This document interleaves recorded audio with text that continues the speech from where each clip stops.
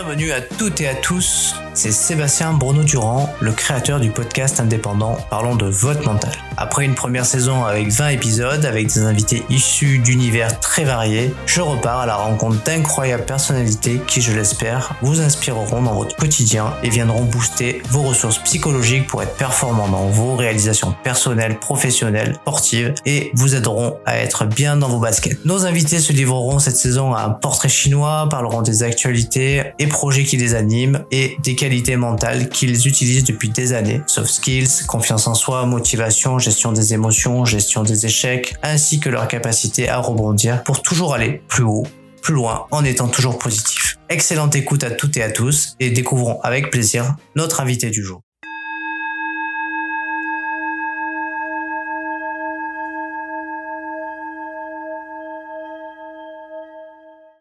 Bienvenue à toutes et à tous pour un nouvel épisode de Parlons de votre mental.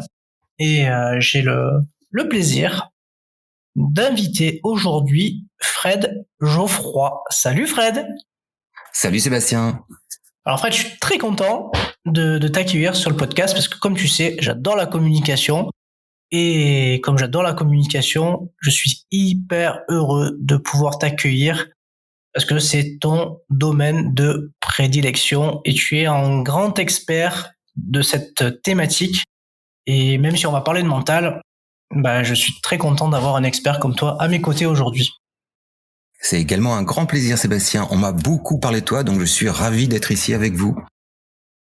Ah, j'espère qu'on t'a parlé de moi en bien, j'espère. Que du bien, que du bien. Que du bien. Bon, c'est super alors.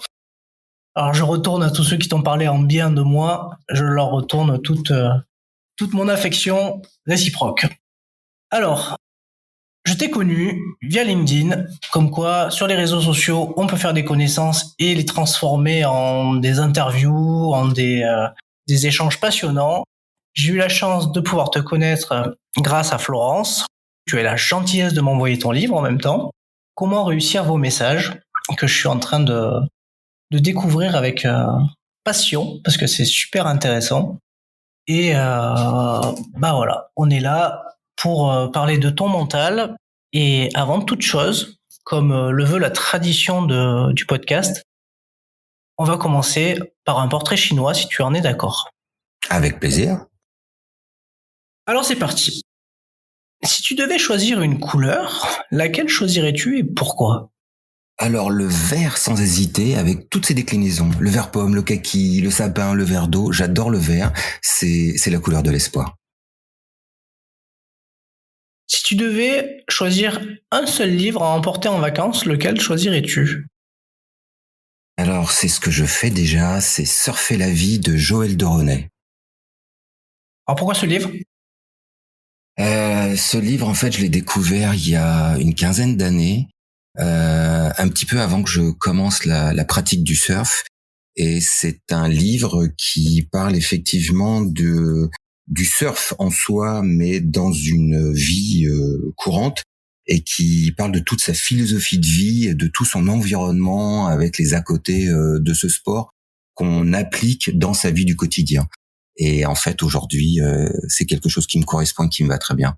Et ce livre, je l'emmène partout avec moi en vacances. Il est d'ailleurs très abîmé, il a été mouillé, il a été sur la plage, il me suit partout. Super, je connaissais pas. Écoute, je le rajoute à ma liste, un de plus. Je te le recommande, il est exceptionnel. Ok, on le note. Si tu devais choisir un objet, lequel choisirais-tu ? Alors là, c'est très facile, c'est un calepin Moleskine et un crayon. Ok, c'est pas la planche de surf ? C'est compliqué à avoir partout, mais ça vient après, ça, la planche de surf. Le moment de la journée que tu préfères ? Le sunset, le coucher du soleil. Il y a une magie à cet instant qui s'explique pas, et encore plus quand on a la chance d'être sur son surf à ce moment, à cet instant-là, c'est un pur bonheur. La saison de l'année que tu préfères ? L'automne. On a des températures plus douces, on a également les premières fraîcheurs, et les couleurs sont aussi très très belles. J'aime beaucoup l'automne. Une qualité qui te correspond le mieux ? Qu'est-ce qui me caractérise le plus ? Alors, pour être franc, j'ai posé la question avant l'émission à ma femme. Et alors, le retour est assez marrant. En fait, c'est ma franchise. La franchise, bah oui. Ouais, ma franchise. En fait, ma phrase préférée, c'est ce qui va sans dire va toujours mieux en le disant. Ok, pour la franchise. C'est la première phrase de mon bouquin. C'est vrai. La franchise, l'honnêteté, c'est vrai que c'est des qualités importantes. Si tu devais choisir un mot. Un mot? Ouais, un mot. La vague. La vague. Super, on va la prendre. On prend la vague. Alors, on va parler un peu cuisine. Ton plat préféré? Le haddock. Et tu l'associes... Haddock pomme vapeur. Ok. Et tu l'associes à quel dessert? Tarte au citron. Ah, ça, c'est un classique, ça. La tarte au citron. C'est un classique. Si tu devais choisir une innovation. Une innovation, l'hélicoptère. Quoi, l'hélicoptère? Parce que je trouve que c'est un engin magnifique dans le sens pour porter secours et aller dans des endroits, des lieux inaccessibles. Alors, c'est vrai qu'aujourd'hui, il est très polluant, c'est assez embêtant, mais je trouve que l'engin accomplit des miracles et j'aime beaucoup cette notion de secours, de sauvetage avec l'hélicoptère. Alors moi qui suis tout le temps en mer, c'est vrai que pour moi, c'est important de savoir qui peut être là. Ce que j'allais te dire, parce que souvent, moi, l'hélicoptère, je l'entends quand je suis du côté des plages là-bas, là, du Cap Ferré, là. Et quand on entend l'hélicoptère, c'est que c'est pas très bon, en général. Oui, mais il est exceptionnel. Attends, tu vas partout, tu te poses partout, tu peux trouver tout le monde. C'est vrai. C'est vrai que c'est une chouette innovation. Allez, une petite dernière, une avant-dernière. Ta région préférée? Ma région préférée, la Côte Basque. Pour le surf? Alors, un mix en fait, un mix de mer et de montagne, avec en même temps un climat, pour l'instant, j'espère que ça continuera encore quelques temps, mais un climat assez agréable. Il fait pas trop chaud, j'aime pas les grandes chaleurs, et le pays est magnifique. Et c'est vrai qu'aujourd'hui, ma priorité reste la vague, et en France, l'endroit que je préfère, ça reste la Côte Basque pour le surf. Ok. Et la petite dernière, avant de rentrer dans le vif du sujet. Si tu devais choisir un autre métier que celui que tu as exercé jusqu'à présent, tu choisirais quoi? Alors, sans hésiter, photographe-reporter. Et pour quelle raison? Les voyages. J'aime beaucoup voyager. Je voyage beaucoup. La rencontre des gens et saisir l'image, l'instant. Je trouve que l'image évoque beaucoup de choses. On dit en communication qu'une image vaut 1000 mots. Et c'est assez vrai. Voilà. Alors j'aime beaucoup la photo, j'en fais pas mal, mais je reste un amateur. Ok. Ouais, des fois, il y a des amateurs qui sont bons, hein. Très bons même. Je me défends, mais c'est pas, voilà, chacun son métier. J'ai pas la prétention d'être photographe. Donc, en plus, je suis entouré de photographes depuis mon enfance, donc je leur laisse la place. Merci beaucoup pour ce petit portrait chinois et qui nous permet de situer un peu l'homme que tu es et les goûts que tu as. Et j'aimerais commencer par ton parcours. Est-ce que tu pourrais nous en parler un petit peu de ton parcours? Alors, je sais qu'il est très très riche, surtout dans le monde de la communication, mais j'aimerais bien revenir dessus. Est-ce que tu pourrais nous en parler un petit peu? Waouh! Alors là, j'espère qu'on a du temps. Oui, t'as tout ton temps. Mon parcours. Alors mon parcours, il est assez atypique. Je suis moi autodidacte. J'ai fait des études de prothèse dentaire. C'est assez étonnant. Et une fois que j'ai eu mon petit papier en poche, comme tous les étudiants à cette époque-là, j'ai décidé d'arrêter du jour au lendemain. Je trouvais le métier merveilleux, mais je me voyais pas toute ma vie faire ça. Donc du coup, ma sœur, qui était à l'époque journaliste, m'a dit, mais écoute, j'ai une copine qui cherche un assistant dans une agence de com, va la voir. Et me voilà parti dans cette agence et j'ai été embauché le jour même en fait dans cette agence de médias qui était spécialisée dans la mode et la décoration. Et j'ai commencé ma carrière dans la communication comme ça. Alors j'avais aussi mes parents et également étaient tous les deux journalistes, donc on peut dire que je suis tombé dans la marmite des médias, donc ça m'a beaucoup aidé. Par la suite, donc je suis resté dans la communication. 4 ans plus tard, j'ai monté ma première boîte. À 25 ans, j'ai monté ma première agence de RP et d'événementiel média. 2 ans plus tard, j'ai monté une agence de pub. Enfin, j'ai pris des parts dans une agence de pub. Et 2 ans après, j'ai fusionné ces 2 entreprises pour en faire qu'une seule. Voilà, 10 ans après j'ai arrêté cette structure qui commençait un petit peu à s'épuiser, et surtout moi, j'étais un peu au bout du rouleau. J'avais bossé comme un taré pendant 10 ans. En parallèle, j'ai également cofondé une boîte de gestion de patrimoine avec un cousin que j'ai arrêté. Moi, j'ai revendu mes parts 4 ans après. Là-dessus, qu'est-ce que j'ai fait? J'ai fait un break à la fin de quand j'ai laissé ma première entreprise. Je venais d'avoir un enfant et je me suis occupé de mon fils. J'ai fait pendant 2 ans papa poule. Ça a été une sacrée expérience, quelque chose que je regrette pas et qui est inoubliable. Une fois qu'il est rentré à la maternelle, j'ai repris mon parcours professionnel, et là je suis rentré. À cette époque-là, c'était le grand boom de l'internet, des sites. Ça, c'était le tout départ. On était en 99, si je me trompe pas à peu près. Et donc là, je suis rentré dans une start-up où je suis resté 1 an, où je me suis occupé du développement commercial de tout le réseau internet de l'époque pour le groupe Selectour, tu sais, les agences de tourisme. Voilà, j'y suis resté 1 an, le temps de connaître. J'en suis parti. Après, je suis rentré chez Havas, dans le groupe Havas, dans le département RP Lobby qui s'appelait Grelling, qui s'est appelé par la suite EuroSCG Corp.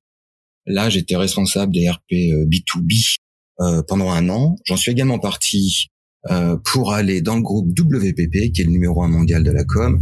Et là, j'ai pris la tête du pôle média corporate dans le groupe à Paris. J'y suis resté un petit peu moins de 3 ans et j'en suis à nouveau parti, et là pour remonter ma société. Donc j'ai remonté une agence de médias avec spécialisé aussi en com de crise média. En parallèle de ça, j'ai monté également une autre boîte de conseil, et j'ai également pris des parts avec un de mes amis qui sera mon futur partenaire, avec qui j'ai écrit le bouquin aujourd'hui. Et donc j'ai pris des parts dans une boîte d'édition avec qui on a fait un magazine pendant quelques années, qui a duré 7 ans. Et j'ai vendu ma boîte fin 2010. En 2010, là, pour m'arrêter, j'ai eu un accident de santé grave et j'ai dû être opéré. Donc du coup, je me suis arrêté et j'ai pris, comme on dit, la poudre des champs, et je suis parti vivre en province, à côté de La Rochelle, où pendant 2 ans, je me suis occupé de moi. Et là, en parallèle, avec ma femme, on a monté un restaurant, et avec également d'autres amis, on a fait une boîte de distribution de cosmétiques naturels. Donc tu vois, je n'arrête jamais. Et là, on a quitté la Charente-Maritime au bout de 5 ans pour arriver en Aquitaine, où je suis aujourd'hui. Et là, je me suis mis à mon compte tout seul, où j'ai créé Over the Wave, qui est donc ma boîte de consulting. Et maintenant, j'exerce la fonction de DIRCOM à temps partagé. J'ai écrit un bouquin, comme tu l'as dit tout à l'heure, il y a 6 mois. Et je suis également mentor de quelques personnes que je suis et j'accompagne. Voilà une partie de mon petit parcours. Génial. Tout ce qu'on aime, en fait. Tout ce qu'on aime dans le podcast. C'est-à-dire des parcours divers, variés, ponctués de plein de choses. Si, là, si tu es dans ta voiture, là, tu regardes dans le rétroviseur ton parcours, qu'est-ce que tu en retiens? Alors, de mon parcours professionnel ou mixé boulot? Là, plutôt ton parcours professionnel. Que rien n'est impossible. Je pense que si on a envie, si on ose un peu, on peut tout faire. Tu vois, en parallèle, ce que j'ai pas dit, alors moi, comme je l'ai dit, j'ai démarré, je suis un autodidacte. J'ai également, dans ce parcours, à 49 ans à peu près, je me souviens plus, à quelques mois après, j'ai également repris mes études. Et tu vois, là, j'ai passé un master 2, en l'occurrence quelques jours après mes 50 ans. Et ça, c'était important pour moi. C'était aussi un peu un aboutissement de carrière, un peu, c'était pour ma fierté personnelle, tu vois, uniquement. J'ai également repris il y a 2 ans, tu vois, des études. J'ai commencé des études d'ébénisterie, parce que le bois est une passion personnelle. Et donc, je me suis lancé là-dedans. Et si tout va bien, l'année prochaine, je vais essayer de passer ce qu'on appelle mon CAP en candidat libre. Donc, tu vois, c'est une carrière, beaucoup de rebondissements. Parfois, on tombe, parfois, on se relève. Mais si tu oses, si tu prends des risques, tu peux tout faire. Alors, il y a aussi du hasard, il y a aussi des belles rencontres, Il y a aussi de la chance, hein, mais oui, en regardant dans notre viseur, alors déjà, je ne regrette rien. C'est une qualité, un principe de vie, et je suis assez fier, je suis assez content. Bon, bah super. J'ai même pas besoin de te poser la question. Est-ce que rendre possible l'impossible fait écho à ton parcours? Tu y as répondu avec brio déjà. Je crois. Après, c'est l'envie. Il faut avoir envie. Si t'as envie, faut foncer. Ok, on va la retenir, ça là. Si t'as envie, faut foncer. Elle est directe. Donc il faut oser, quoi. Faut oser, ouais. Osons. Je sais plus qui disait ça. Il y a un imitateur là. Osons. Alors le mot mental, est-ce que ça te parle? Oui, bien sûr.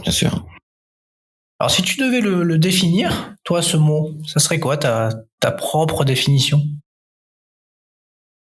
Alors je crois que avant tout, pour avoir un bon mental, je pense qu'il faut être heureux. Heureux dans le sens, il faut avoir un équilibre de vie entre le boulot, le business et la vie privée.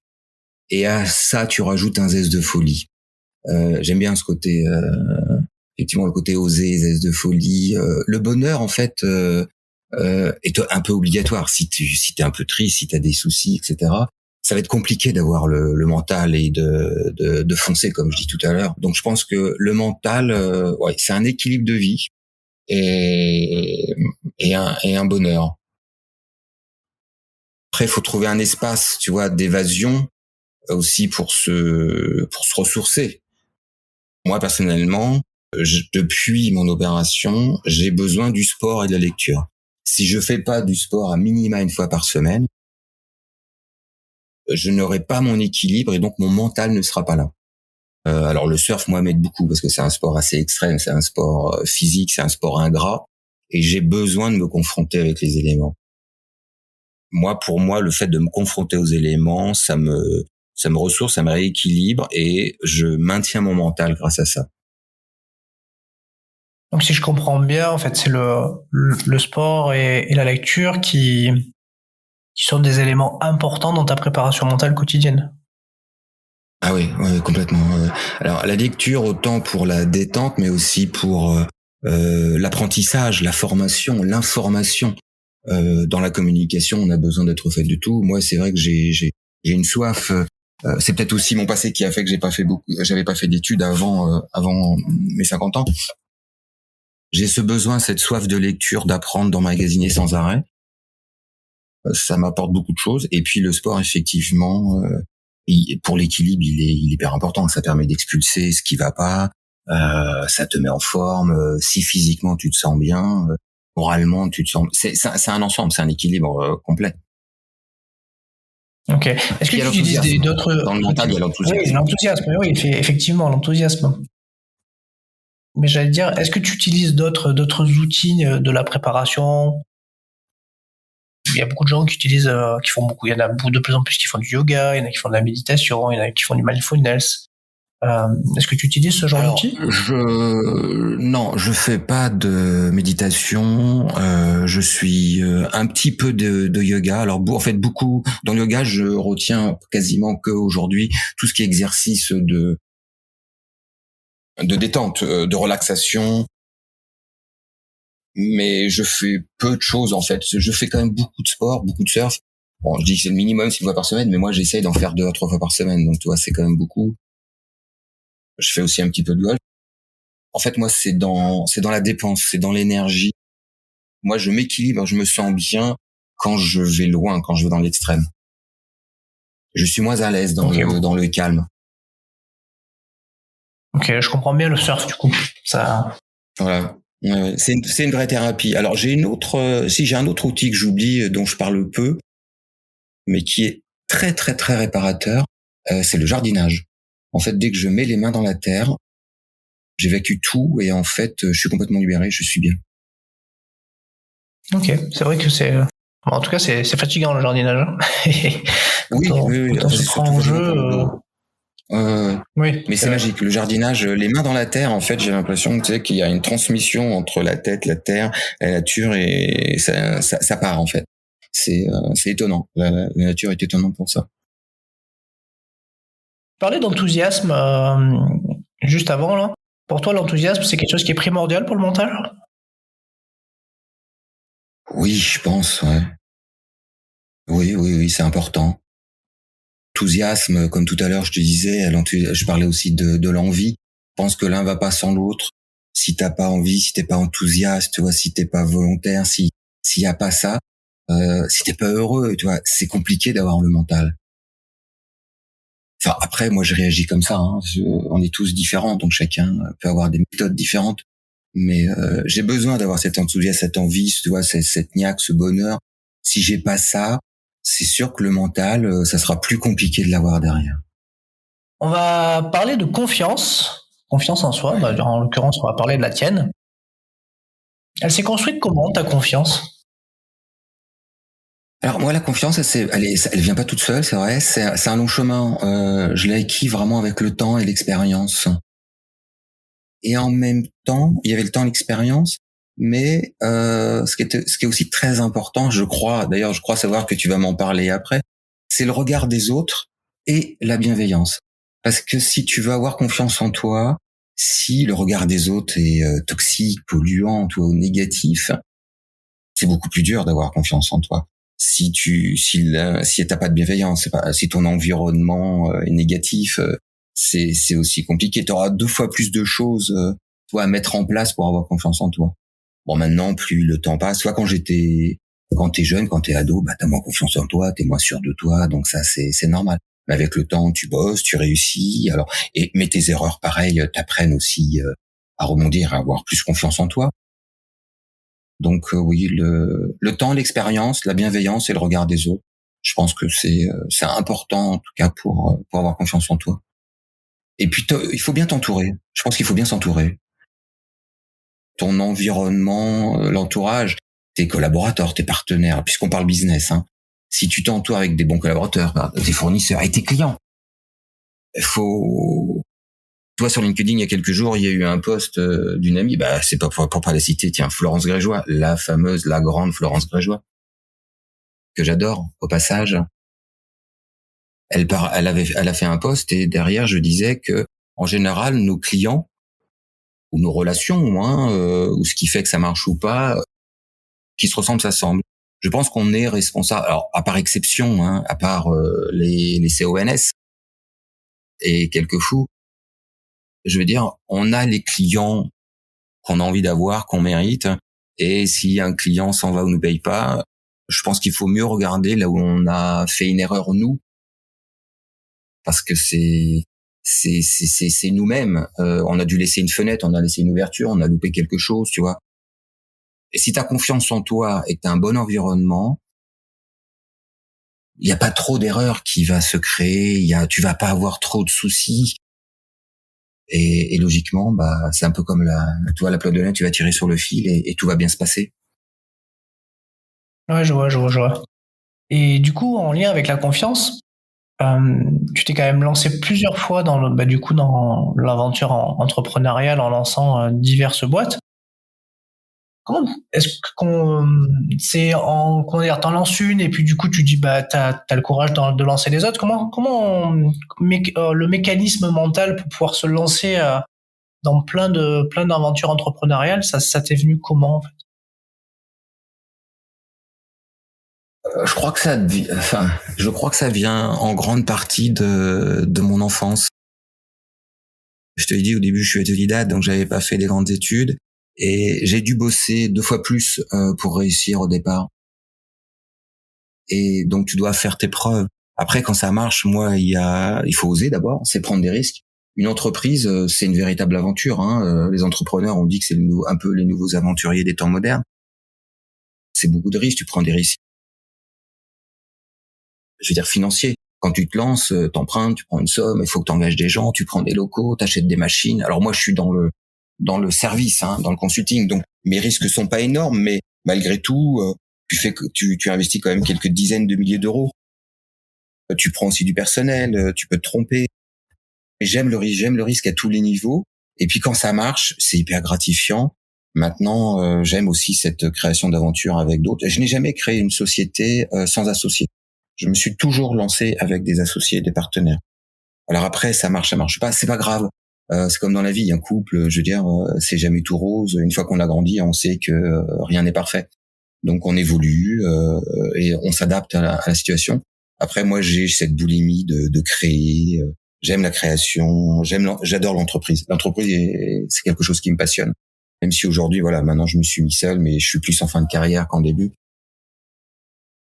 C'est une belle aventure et j'adore créer des entreprises. Aujourd'hui, les salariés que j'ai eus dans le passé sont devenus des amis. Tu vois, c'est beau une entreprise. En France, on l'a, comment je vais dire, elle est mal reconnue, je trouve, elle est mal aimée et c'est assez dommage. Dans toutes les entreprises que tu as eues, tu as eu peut-être à des moments des difficultés, ou des fois on appelle ça la plupart du temps des échecs. Mais est-ce que tu te donnes le droit à l'échec et comment tu le gères? Oui, bien sûr, on a le droit à l'échec. Alors après, en ce moment, enfin, je vais pas dire que c'est une mode, mais c'est vrai que la tendance fait qu'on entend souvent parler. L'échec est bon, on rebondit de nos erreurs, on apprend, on repart, etc. Moi, j'ai pas été élevé, tu sais, je suis pas loin des 60 ans. Donc, j'ai été, comme je dis toujours aux gens, moi, j'ai été élevé dans le quoi, dans le fameux Watt. Moi, on m'a appris à travailler. Tu veux réussir, tu travailles. Alors, ça veut pas dire que c'est bien. Aujourd'hui, les jeunes sont plus dans le pourquoi. Ils veulent c'est d'abord pourquoi. Ils veulent d'abord donner du sens avant de se dire on va bosser comme des fous pour réussir. Ce qui est bien aussi. Maintenant, je pense qu'entre les deux, nous, on a peut-être trop, moi et mes parents, on a peut-être trop bossé dans le passé. Et aujourd'hui, je pense qu'on fait peut-être l'extrême inverse. Entre les deux, il y a peut-être une marge à avoir.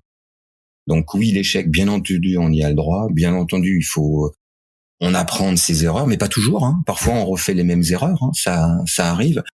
Après, je pense qu'il faut croire en soi. Faut avoir confiance et faut rien lâcher. Bon après, moi, j'avais dit, moi, j'ai appris à bosser pour réussir à bosser. Aujourd'hui, je le fais plus. Hein. J'ai levé le pied depuis un moment, mais après, on se refait pas. Hein. Ouais, bah après, je pense que de toute manière, il n'y a pas de réussite sans travail. Non, je crois pas. En fait, j'ai pas d'exemple. Oui, mais j'ai pas d'exemple de quelqu'un qui aurait réussi sans travail. Enfin, en tout cas, si dans non, les gens qui nous écoutent, ils ont des exemples, qu'ils n'hésitent pas à me contacter, parce que du coup, j'irai l'interviewer avec plaisir, celui-là, parce que j'en connais pas, en fait. Voilà. Je viens sur le regard des autres. Est-ce que c'est quelque chose dans ton parcours où tu as dû t'en affranchir, ou tu as fait avec? Comment tu as géré le regard des autres sur l'ensemble de ton parcours? Oui, bien sûr, le regard des autres, il reste important. En plus, dans la société dans laquelle on vit, avec toute la partie digitale, ces smartphones, etc., elle devient de plus en plus importante. Moi, aujourd'hui, je pense qu'elle me touche plus. Je m'en suis libéré. Pour autant, comme je t'ai dit tout à l'heure, adolescent, oui, le regard des autres me touchait. Il m'a même marqué. Mais je pense qu'il a fait ce que je suis aujourd'hui, le regard des autres. Ce regard, cette pression que j'ai pu avoir parfois parce que j'avais pas le même parcours, que j'étais plus atypique par rapport à mon environnement, m'a permis de réussir. Donc ça a aussi des bons côtés. Donc je pense que le regard des autres au début peut t'aider. Aujourd'hui, je pense qu'il est plus difficile, il est plus dur. Mais j'ai la chance de plus enfin en tout cas je m'en soucie plus à ce niveau-là. En tout cas professionnellement, ça ne me touche plus. J'ai atteint mes objectifs, j'ai eu la chance de flatter mon ego, j'ai plus de pression professionnelle. Donc ça y fait beaucoup. Quand t'as plus de pression, tu sais, le regard des autres, c'est plus la même chose. Pour autant, je me continue à me fixer des objectifs. Je te l'ai dit, j'aime bien, je suis un entrepreneur dans l'âme, j'aime prendre des risques. Le surf que je pratique aujourd'hui, effectivement, c'est quelque part inconsciemment, c'est peut-être pour montrer à mon environnement, voilà, que je suis pas encore complètement foutu, je sais pas. Je rigole, hein, je dis ça en rigolant, mais bon, c'est peut-être vrai, je sais pas. Ça me permet aussi de rester en forme, donc peut-être que si t'es en forme, t'es mieux. Bah pour les autres, c'est aussi plus plaisant, c'est aussi important. Oui, c'est l'image qu'on peut renvoyer de soi aux autres, ouais, Bien c'est sûr. important. Ouais, bien sûr, oui. On peut pas se cacher là-dessus. Soi, c'est important en tout cas. Alors, le regard des autres, tu m'as répondu, mais du coup, tu as dû à t'en affranchir du coup de ce regard des autres par rapport à la réponse que tu viens de me faire. Oui, mais je m'en suis affranchi, comme je te disais, c'est ce que je disais tout à l'heure, je m'en suis affranchi en travaillant 2 fois plus que la moyenne. Je dis bien, et entre guillemets en réussissant. Donc ça, ouais, et ça m'a permis de m'affranchir du regard des autres. Aujourd'hui, quand je regarde mon parcours, j'ai créé 5 sociétés, je me suis associé dans 2 autres, j'ai écrit un bouquin, j'ai aussi oublié, j'ai créé un jeu sur le life coaching. Enfin, tu vois, j'ai pas arrêté. Donc oui, voilà, si je me pose, je peux me dire, par rapport à moi, bien entendu, j'ai réussi. Et au regard des autres aujourd'hui, c'est bon, j'arrive à passer au-dessus. Alors, est-ce que, selon toi, il faut, alors dans l'entrepreneuriat, rester positif au quotidien? Oui, bien sûr. Alors oui, parce que je suis quelqu'un, je suis comme ça. Je suis par nature posé. Par nature, alors c'est assez particulier, mais je ne retiens que le positif. Tout le reste, en fait, je le zappe. C'est aussi une façon d'avancer. C'est aussi une façon de rester, de garder le mental. Parler du mental, c'est un peu la même chose. Donc ça, oui, bien sûr. Maintenant, peut jamais être 100% positif 365 jours sur 365. Il y a des moments où on a des petites baisses. Voilà, donc on peut baisser la garde. C'est pas non plus anormal. Maintenant, oui, moi de toute façon, j'ai une nature. Je pense que mon environnement le confirmera. Je suis toujours positif et c'est très très rare de pas me voir positif. Je pense qu'il n'y a pas beaucoup de gens qui m'ont vu négatif. Ok.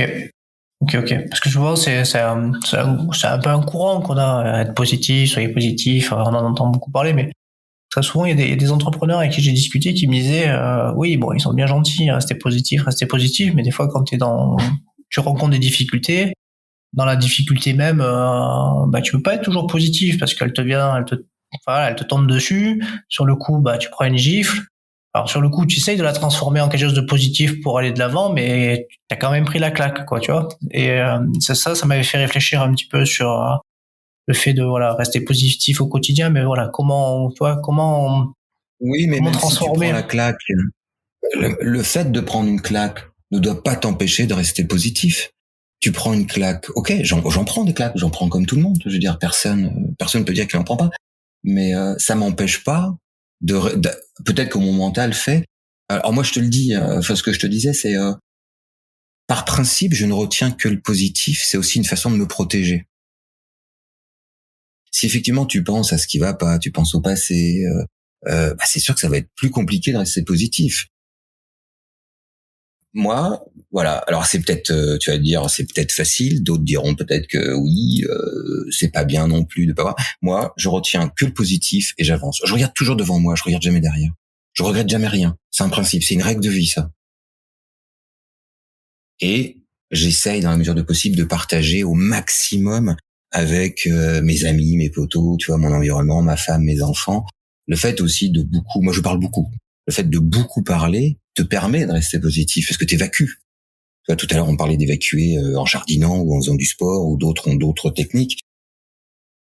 La discussion est un excellent moyen d'évacuer, de rester positif. Ou l'écriture. Il y en a pour qui c'est l'écriture. Effectivement, ouais, c'est vrai que c'est un moyen de se vider la tête. L'écriture, la discussion, les échanges. Ok. On va aborder un autre sujet, le sujet de la motivation. Quels sont tes trucs à toi pour rester motivé? J'ai pas de truc spécial, je pense pas. Après, je suis un grand gamin, je suis un grand rêveur. J'ai toujours un objectif ou un rêve en tête. Donc en fait, je vais te dire, ça me tient debout, tu vois, ça me tient, même si c'est dur, même si je rêve, ça me tient éveillé. Et donc du coup, je suis motivé, j'avance, je fonce, tu vois, j'ai pas de secret, j'ai pas de ce que je te dis aussi, le fait de rester positif et de retenir que le bon, ouais, te permet de rester motivé, tu vois. Je fonce, je vais toujours de l'avant. Voilà, non, pas de secret particulier. Un grand rêveur. Ok, et tu te fixes des défis quand même? Oui, oui. Alors aujourd'hui, mes défis, ils sont plus privés que professionnels. Parce que comme je te l'ai dit, ma carrière est bientôt finie. Mais bon, en même temps, tu vois, je voulais absolument faire un bouquin avec mon ami partenaire Pascal Turbil, qui est un copain journaliste. On l'a fait pendant le Covid. Donc ça, voilà, un rêve, je l'ai fait. Dans la mesure du possible, oui. Alors c'est pas possible de réaliser tous ces rêves parce que vu que j'en ai vraiment beaucoup, ça va être compliqué. Mais en tout cas, je fais tout pour les réaliser. Hein. Le rêve que j'ai en perspective, voilà, c'est la big wave à terme. Mais bon, ça sera compliqué vu mon âge. Big wave. Bon, écoute, je crois qu'il n'y a pas d'âge. Hein. Non. Mais bon, c'est dangereux après. Mais bon. Oui, c'est dangereux, mais il n'y a pas d'âge. Regarde, Tom Cruise. Il est vieux, pourtant, il fait des super films, il conduit des avions de chasse. On parle un peu cinéma, là. Alors, on va revenir sur la gestion des émotions. Bon, je suppose que dans toutes les boîtes que tu as dû gérer, et en plus tu en as créé une en gestion de crise, tu m'as dit. Tu as dû connaître de la pression, du stress.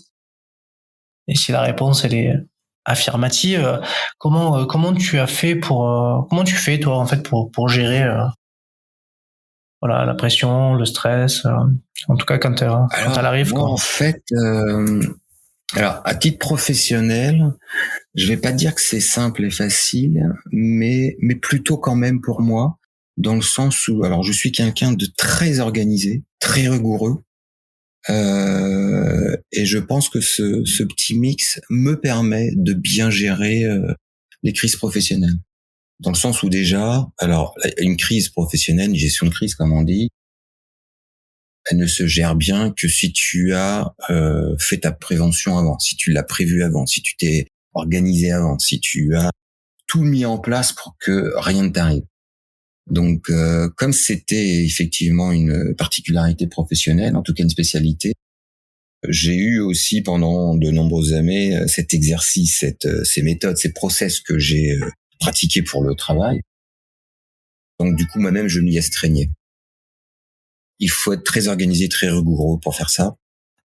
Et je pense que ça doit être les deux qualités qui me représentent le plus au niveau du travail. Donc, des crises professionnelles, je m'en souviens pas en avoir eu de grosses à gérer, si ce n'est des crises dans la relation avec mes associés, mais c'est autre chose. Et là, par contre, dès que je rentre dans une relation émotionnelle, qui est plus liée à l'humain, là, elle est plus compliquée parce que l'émotionnel, ça répond à rien. Et moi, je suis beaucoup dans l'affect, donc c'est beaucoup plus dur. Dès que je suis dans le boulot, tu vois, j'arrive à faire la part des choses, j'arrive à séparer les choses. Dès que je suis dans l'émotionnel, dans la relation humaine, c'est plus compliqué. Voilà. Bon, après, avec le temps, on acquiert quand même une grande confiance en soi. On en parlait tout à l'heure de la confiance. Et donc, du coup, on gère mieux ses émotions et donc on gère mieux les crises aussi. Le sport également. Moi, le premier sport qui m'a aidé à gérer mon stress dans les crises, ça a été le golf. Parce que le golf est un sport, dès que tu rentres sur le parcours, le fairway, le practice, etc., tu es obligé d'être concentré, mais à 100% sur ce que tu fais, et oublier tout le reste, sinon tu ne peux pas jouer, c'est impossible. Moi, c'est la première fois que je faisais un sport où si j'avais pas une concentration à 100%, tu pouvais pas faire autre chose. Il y a des tas de sports où tu peux penser en même temps, tu peux faire autre chose, mais là, c'est impossible. Donc, c'est vrai que le sport, une fois de plus, aide beaucoup pour ça. Voilà. Et puis, ouais, je crois que j'étais à peu près, professionnellement, j'étais à peu près tout dit. Du coup, ça m'intrigue ton focus 100% au golf. Comment tu t'y prends? Comment tu t'y prends? Ah, c'est naturel. Ouais. En fait, si tu arrives et tu te concentres, c'est vraiment. Alors après, ça marche ou ça marche pas. Mais si je suis pas concentré et naturellement, j'ai pas de secret. Je suis incapable de jouer. Et, tu tapes dans ta balle, même si tu te débrouilles un peu, tu vas taper à côté. Ta balle va rebondir 50 centimètres devant toi. Tu vas pas passer la boule rouge comme on dit. Non, la concentration, elle est obligatoire. Tu arrives et tu penses qu'au golf. Tu te dis pas, tiens, mince, j'ai un salarié qui m'a fait ça. Ah mince, j'ai pas rendu mon dossier à mon client. Tu dois te libérer. En fait, la seule chose à faire, c'est effectivement de se libérer la tête. Il faut te vider 100%. Mais moi, à chaque fois, j'arrive sur un parcours. Alors, naturellement, j'ai cette chance. Je ne pense plus à rien, mais rien. Voilà. Et aujourd'hui, j'ai connu la même chose avec le surf. Ce sont les deux seuls sports où j'arrive à me vider la tête, mais à 100%, quoi. Je pense à rien d'autre. Si tu veux, je vais faire, c'est pas de l'humour, je vais te faire un sourire. Il y a un autre moment où j'arrive à me vider 100% la tête, mais ça, par contre, c'est pas facile de le faire avant de gérer une situation. Si tu fumes un bon Havane et tu es parfaitement détendu, tu as la tête vide. Mais ça, c'est pas très sportif. Ok. Non, c'est sûr. C'est pas la même chose. Mais ça marche. Ah oui? Ah oui? Ah oui. Alors écoute, j'ai jamais testé parce que je suis un non-fumeur, hein, mais j'ai un copain tennisman qui, Ah, mais attends, qui fait fumer un ça. Havane, c'est pas fumer. Ok, tu m'expliqueras hors antenne. Oui, oui. Oui, on peut pas, on n'a pas le droit, on n'a pas trop le droit de parler de ça. Alors, on arrive sur la fin, hein, sur la fin du podcast et de l'épisode. Mais je pose souvent cette question parce que il y a souvent des réponses qui sont totalement différentes d'un invité à un autre. C'est pour avoir une force mentale, il ne faut rien lâcher. Qu'est-ce que tu en penses, toi? Je suis 100% d'accord.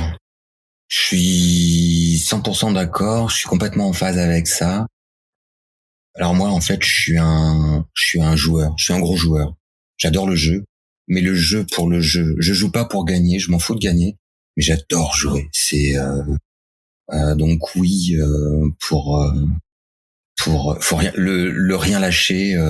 J'y crois à fond. Quand je joue, je lâche rien. Hein. Je me bats. Tu vois, je peux me transformer, je peux passer en transe et je lâche rien, mais parce que tu vois, c'est ça, c'est le jeu. Je suis un joueur, il faut y aller, quoi. On est à fond, quoi. Je trouve ça génial, j'adore. Hein. Je lâche rien. Ok, donc faut rien lâcher. Parce qu'il y a j'ai des invités qui me disaient que parfois aussi pour réussir, il faut savoir lâcher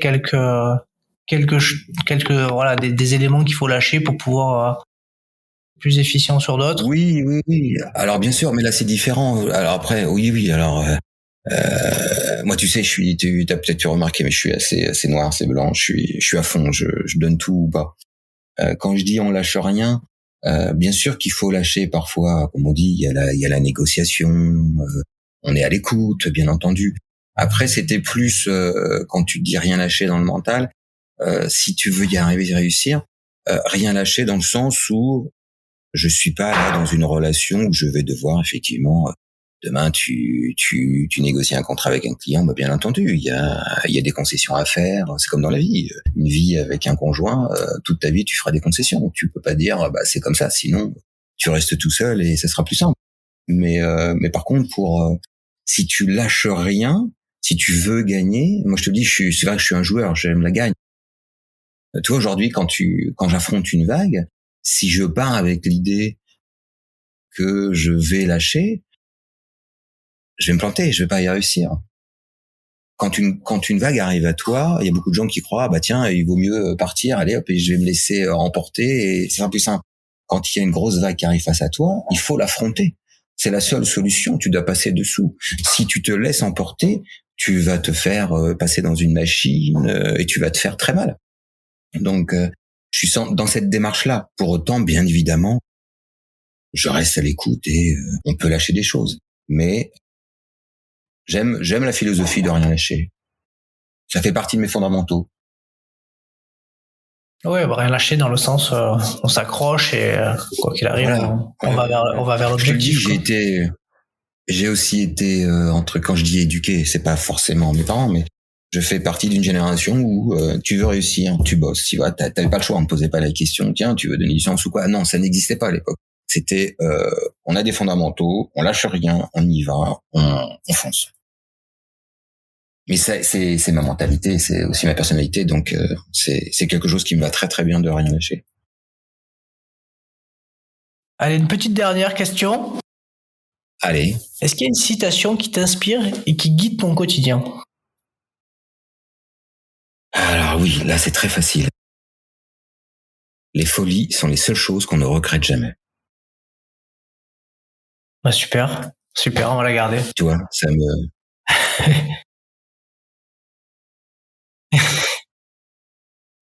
Écoute, merci beaucoup Fred pour le temps que tu m'as accordé, en tout cas dans cet épisode du podcast, où on a pu du coup... Grand plaisir à partager, Sébastien, très agréable.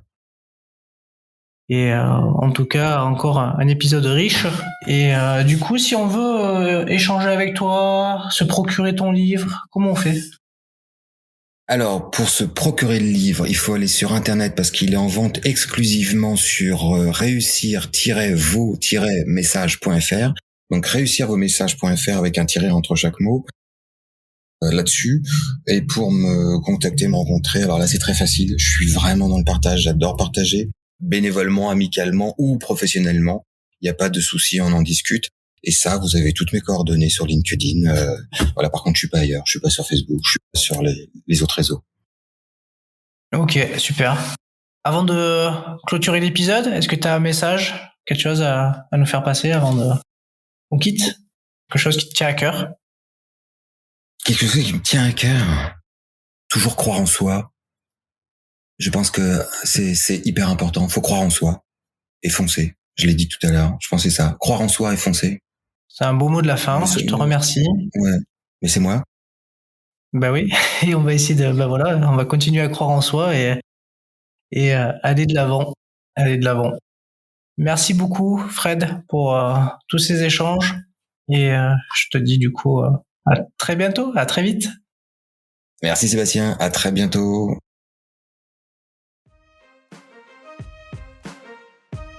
Si t'es arrivé jusque-là, c'est que cet épisode t'a certainement plu. Alors, merci d'abord pour ton écoute et ta fidélité. Et pour te remercier, je t'offre un cadeau. 30 minutes de coaching avec moi pour t'aider sur le sujet que tu souhaites. Pour obtenir ton cadeau, laisse un avis et un commentaire sur Apple Podcast via iTunes et fais une copie d'écran, tu me l'envoies, je te la partage dans la foulée sur mes réseaux sociaux et je te contacte également pour que tu me parles de ton mental. Bye bye à toutes et à tous, on se retrouve très prochainement pour un prochain épisode.